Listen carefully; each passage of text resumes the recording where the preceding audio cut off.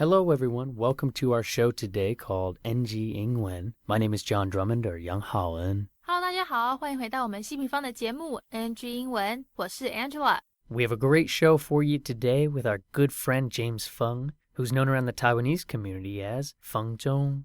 是的，那今天我们非常开心的邀请到了美国籍纪录片导演冯真 James 来到我们的 NG 英文哦。他待会呢要和大家聊聊他从前途光明的网球选手转变成纪录片导演的故事，跟他一路走来呢，从英文一字不通到现在流利精通的经验分享。But before we get to the interview with James and I, Angela is going to help us break down some of the cultural differences James spoke about, particularly about all the different ways you can say shoot in English versus Chinese. Shoot a basketball, shoot a film, shoot a gun. Yeah. So take it away, Angela, here on NG 英文。好的，没问题 John， 谢谢你的介绍。那没有错，今天呢，我们要来跟各位谈谈打球的这个打号英文要怎么说。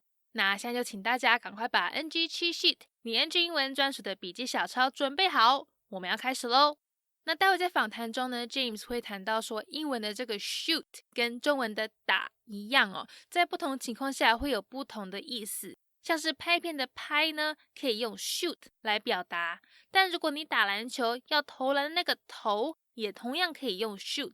那待会听众朋友你们有时间查字典的话，就会发现连足球和曲棍球的射门或是射箭也都能用这个字哦。因为刚刚讲的这些动作呢，都有瞄准要把东西射到某个特定地方的意思。那如果我们想要用英文表达打球，像是打篮球啦、打排球、打网球这些的话，可以怎么说嘞？很简单，相信聪明的各位呢，对这用法一定不陌生。我们可以用 play， 像是 play basketball 打篮球， play volleyball 打排球，或是打网球 play tennis 打乒乓球 play ping pong， 甚至是连踢足球也可以用 play 哦，讲成 play soccer 或是 play football。因为呢，当我们在讲球类运动的时候 play 就会有踢或是打击的意思，蛮特别的吧。是说我们讲了这么多，大家都还记得吗？我们来复习一下好了。像今天打篮球要瞄准，准备要投篮射篮的那个投射的动作，或是踢足球要射门，射箭比赛要射箭的这个射，英文可以怎么表达嘞？想想看哦，这些动作呢都有瞄准，要把东西射到某个特定地方的意涵在，所以嘞我们要用 shoot， 有答对吗？好，再来，如果想要说打篮球啦、打网球或是踢足球这些有踢有打击动作的球类运动的时候，要用哪个字来表示嘞？记得吗？没错，就是 play basketball 打篮球， play volleyball 打排球，或是打网球 play tennis， 或是踢足球 play soccer play football。 好啦，那希望刚才讲的这些呢，对你的英文学习之路有所帮助。如果有漏掉、没有听到或写下来的，也不用担心，可以上我们的 YouTube 频道，随时你想要听几次就给他听几次。那如果大家都已经准备好了的话，我们就赶快进入今天的访谈内容，听听导演 James 他的分享吧。All right. As always, thank you, Miss Angela Ma, for that wonderful NG 英文 breakdown. My guest today on the show is an American actor, filmmaker, director, entrepreneur, lover of the world and all its people, and so much more. So everyone, please welcome my good friend James. What's up, my man? What's good, player? Thank you for coming into our show today called NG 英文. Dude, so the last time we got together, I think is when we went out and did the prison ministry. Is that correct? That is correct. Yeah, the last time we did the prison ministry in Taoyuan, it was super fun. That was your first time doing it. How was it for you? Man, that was a very special day. Can you share a little bit? What is the prison ministry? 访谈开始呢，他们谈到了上次见面的时候还在桃园的一个监狱里面服侍受刑人哦，在进行他们的这个 prison ministry 监狱服侍。不过这是什么？What is the prison ministry？ James 待会会跟大家介绍说，他2年前呢和他的好朋友 Andrew 一起成立了这个 Soul Ministry， 一个这个非盈利的教会机构哦。他们会跟 Soup Kitchen 爱心厨房，还有一些孤儿院 orphanages 合作，跟他们合作一起服务社会大众，对有需要的人呢去伸出援手。那那除了这以外啊，他们也有1年1度的这个监狱服饰，也就是刚才提到的 prison ministry。他们会到关外国人的监狱里面去办一场很赞的 party。为什么呢？因为这些外国人几乎都得不到什么爱，他们被关在异乡，家人很少有机会可以来探望。幸运的话，可能1年1次，但有时候也可能是永远都没有办法来见上一面哦。所以他们希望透过这个1年1度的 party， 让 Salt Ministry 团队里面来自各地的人可以跟这些受刑人聊聊天，带些肯德基啦、披萨给他们吃，让他们感受爱的存在。哇，讲得我都要落泪了，他们也太有爱心了吧！赶快听听他的分享吧。I started a nonprofit about 2 years ago called Salt Ministry, and with my buddy Andrew. And so what we do is we work with soup kitchens, orphanages, and also we have the prison ministry, which we do once a year. And that's actually to throw an awesome party for the foreign prisoners here in Taiwan. A lot of people don't know this, but a lot of the foreign prisoners, they don't really get much love because their parents and their family don't really have too many opportunities to come visit them. You know, some maybe once a year, some maybe never. And so we try to show them some love by going there, you know, once a year. And in the future, I'd like to do it even more often. But basically to let them feel loved and, you know, talk to them. You know, a lot of them speak English, and we have a bunch of different volunteers from different languages to show, you know, like just to give them a pat on the back, have a real authentic conversation, give them a ton of food. We got, you know, KFC. You saw the pizzas. The food was really good, right? Yeah, man. Food was incredible. It was a really special time. That was the first time I've ever kind of been a part of something like that. And just getting to, you know, remind each other of the human connection. It's like, yeah, you know, this is prison. There maybe something happened, but it's humans, and we can show a little love that way. And it was really beautiful. So thank you for inviting me to that. And so with all of that, I would love, can we share a little bit about your life in the past? So you are also a film director, and you have been a director for many years. So what kind of projects have you been doing, and what got you involved with the film industry? 前面我们聊到 James 他们的教会活动，不过你知道吗 ？James 他其实在电影业也有参与咖，而且已经做了20年咯。不过他说当时其实是因为一件悲剧的发生而让他进入电影界的。他原本高中的时候是一位相当有抱负的这个网球选手an aspiring tennis player。他说他当初呢本来打算是要走职业网球生涯，但是嘞他最好的朋友，也就是跟他打双打，每天一起练球5-6个小时的队友 Ryan 呢，他突然就因为癌症去世了，让他顿时失去了方向，失去了他的这个 bearings。后来呢也就放弃网球，让教练老师都很反对，很不谅解觉得说第一名的选手怎么可以就这样子放弃掉。但是他当时就是完全不想，也没有心情继续再待在网球场上，也退出了学校的网球队。后来呢他认识了一些拍影片的新朋友，有一天他们突然上门找他要拍电影，那从那一天起呢就是他整个拍片生涯的开始。 The rest is history。 他说后来拍了很多小短片，也不知道会不会成功，但是就都把影片寄给一些电影节参赛，没想到最后还得了不少奖。 I've been doing film now for literally 20 years. And I mean, it's a 20 years. Yeah, it's a bit of actually a little tragic story how I started my film career actually, because I used to be an aspiring tennis player. Like I was trying to go pro, you know, was number 1 in my high school, 30 in the state. And my best friend, my doubles partner, the guy that I, you know, practiced with every day for like 5-6 hours a day, my boy Ryan Meyer, passed away.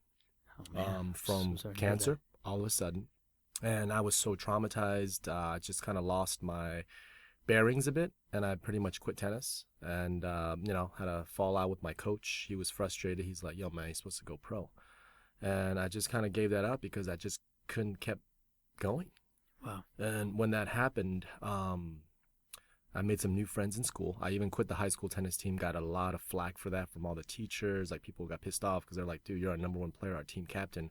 How are you going to just bounce like that? They couldn't understand the emotional, you know, pain that I was going through. But I was not interested in on being on a tennis court because it reminded me of, you know, my bro.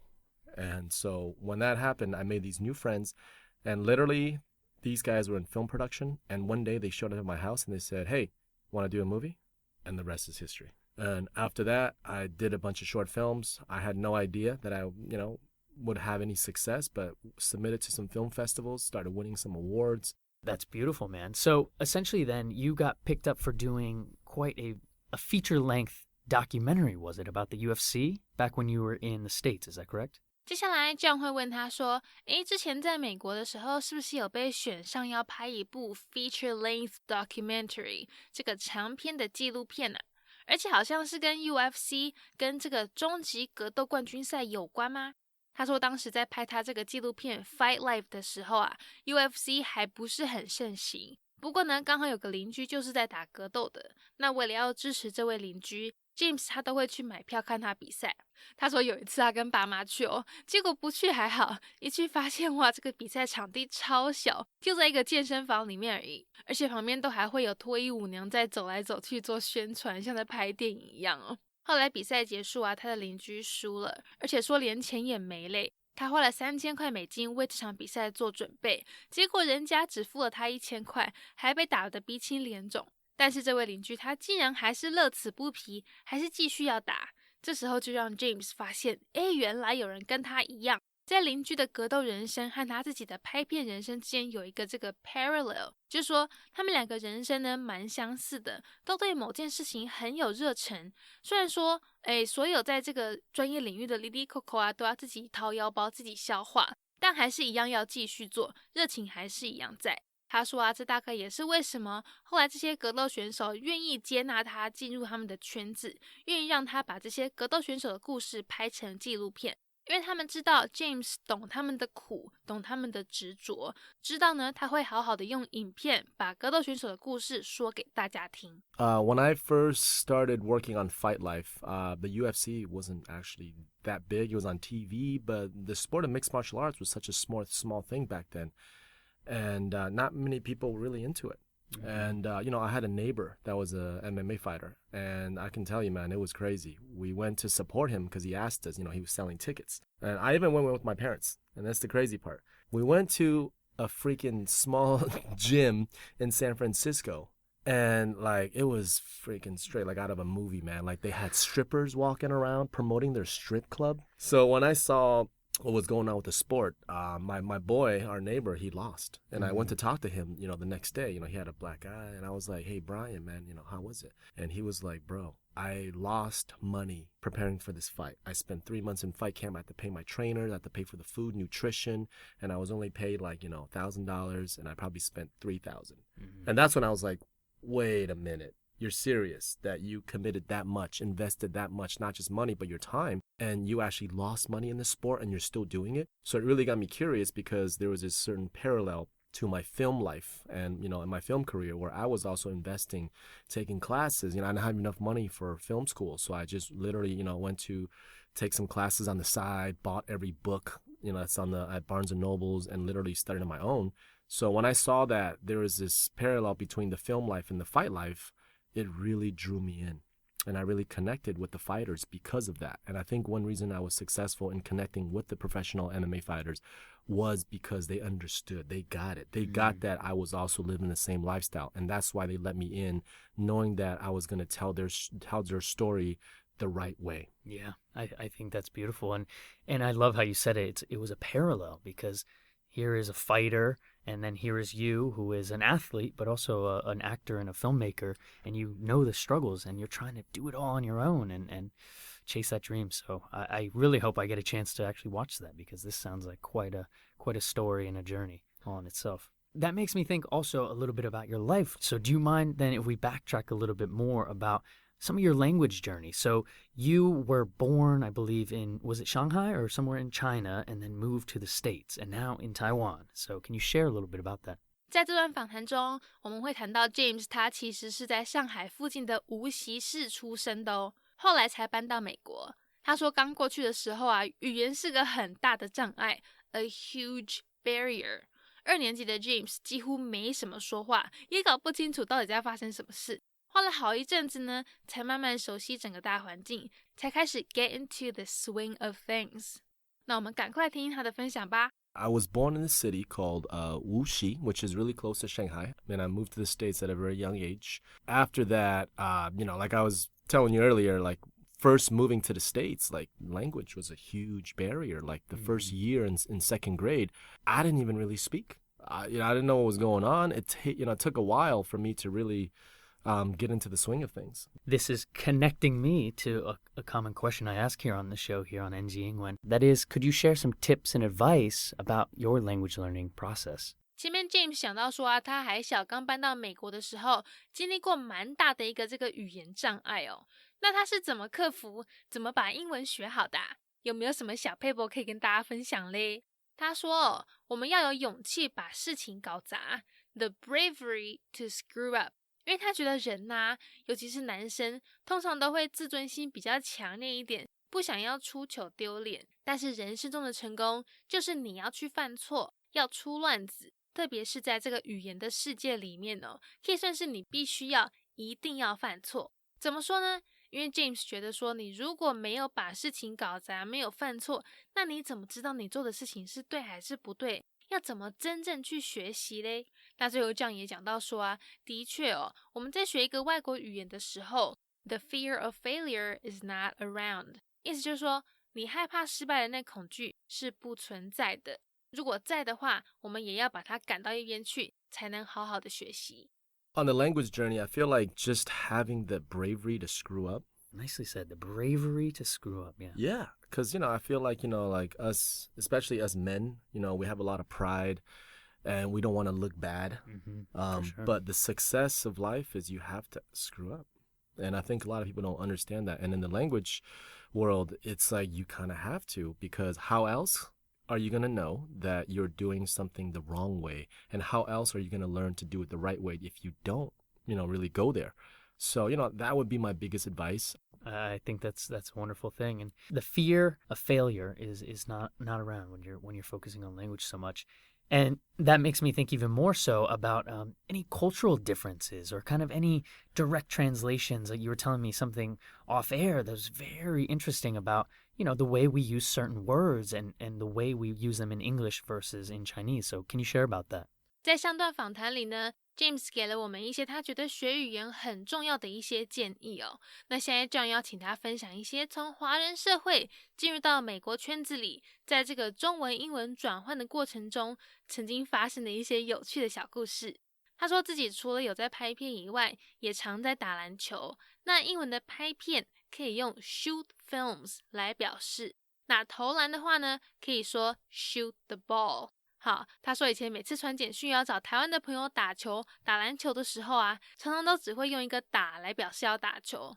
虽然说他的朋友也大概都知道 James 在表达什么，知道他中文不太好，但是就是会捉弄他，笑他这个怪异的用法，想说你现在是要去打谁James 说中文的打呢，就跟英文的 shoot 一样，有很多用法，我们真的要去搞清楚前后文，才能知道说对方在讲什么Absolutely. Moving to Taiwan, 7-8 years ago, like I'm a filmmaker, so I shoot films. I'm a basketball player, so I shoot the ball. And that used to be one thing that it was so funny that I get made fun of all the time is when I message my Taiwanese friends and, to play basketball, I would message them in Chinese sometimes and, 打球 is how you, mention playing basketball.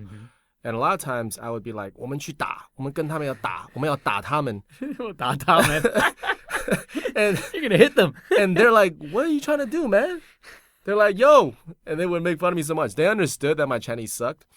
But they just used to give me a hard time because they were like, yo, man, this guy does not know what he's talking about. And, and that's the thing with, like the English language too, right? Like the word shoot, it can mean so many different things. Yeah. And then now you go to the Chinese, the word 打 also means so many different things. Yeah, right? Absolutely. It's like, okay, is it playing basketball or is it beating someone up or even 打工? 打工, yeah. Right? Yeah. It's like, hey, like, whoa. Like 打车. Like you can exactly. There's so many different ways you can go about it. Yeah. And that's why it makes, like language such an interesting thing. You said it perfectly. It's you can shoot a basketball, you can shoot a film, you can shoot a gun. So understanding the cultural context too of whatever word you're trying to use, whether it is in Chinese or in English. All right, my man. Well, unfortunately, we are coming to our last question here on NG England. That's it. I'm trying to get some 3-hour Joe Rogan man. Let's go. podcast, man. Let's go. I'm working on getting that unlimited podcast timing. But for the meantime, while we got 30 minutes on air here, me and Angela would do some Chinese translation. So it goes quick. But thinking of all that, if you could go back and talk to a younger James or talk to yourself now, is there anything you would want to share with yourself, advice about language, learning, or life? 访谈最后，我们还是一样要来问问导演 James 有没有什么话或是建议会想要跟以前的自己说呢？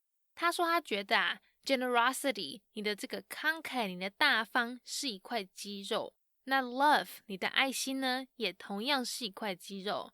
如果可以跟世界或是跟20年前自己传达一个讯息的话，那他说他会希望多训练这2块肌肉。因为现在我们都生活在这个 self-absorbed world， 在这个只关心自己的世界里面，让很多人常常都会忘记要去把爱表现出来，忘记展现慷慨大方的一面。但其实一旦你去做了，去把爱和慷慨大方表现出来之后，你会发现原来呢其实可以得到很多快乐。像之前他们做的这个慈善爱心活动，这个圣诞节到孤儿院去发礼物，就有一个这样子一个 giving 给予的动作呢，就整个让孤儿院里面400位小朋友都快乐的不得了， made their day， 全部他们带去的400件礼物通通都被领走了。后来呢，也越来越多人来问 James 说，还有没有这样子的机会可以来回馈，来帮助社会上有需要的人。他说呢，这就是他希望在台北做的，希望在台北建立像这样子帮助他人、回馈社会的一个群体、一个社群呢，去让世界变得更美好。那如果有兴趣加入这个行列的听众朋友，待会呢可以上他们的网站 salt 在一个这个横杠 ministry.com 去看看相关讯息哦。Generosity is a muscle, and love, it's also a muscle. And my main message to the world, to myself, 20 years ago, is to basically work those muscles. And one thing, in the self-absorbed world that we live in is we forget to do that. And but actually there's so much joy and there's so much community that actually comes out of that. Like having you come to Salt Ministry and doing the events, even for us doing the Giving Tree this year, giving gifts to 400 orphans and working with 9 different orphanages and organizations to, man, we just made 400 kids, made their day on Christmas, giving them the gift that they wanted. And the beautiful thing was that those 400 gifts literally went off the shelf in a matter of a day. And so everyone was so willing to give it. And people always ask me man, are there more opportunities? Can we do more of this? And that's the kind of community that I'm really trying to help build here in Taiwan, in Taipei, is to really be able to give back to the community and build this community, for all of us to enjoy and make this world a better place. Man, yeah, and you are such a leader and such a poet. Like I keep saying, I really feel that energy. So this has been a wonderful little podcast / radio show. So thank you for sharing all of this, and I love that you are doing this. And can you share with people maybe where they can get involved? How can they find more about your life, about Salt Ministry on the World Wide Web? Oh yeah, we got our website, salt-ministry.com. And, we're on social media. You can find me on, IG, James Z Feng. I'll be out there. People can feel free to connect. And if they want to come volunteer, just show up for a soup kitchen and hang out with us, dude, come through, man. Yeah, man. I love it. I love what you're doing. And thank you for coming and making some time for us today. Thanks for having me. It's been a joy, and I'll see you next time, homie. All right, brother. Peace. That is our NG England show for today. We hope everyone enjoyed listening to that. Don't forget to connect with us on Instagram or Facebook.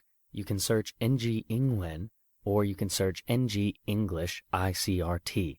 And make sure to tune in each week, Wednesday morning from 6:30 to 7, and Wednesday night from 9 to 9:30. We'll see you next time. Bye-bye.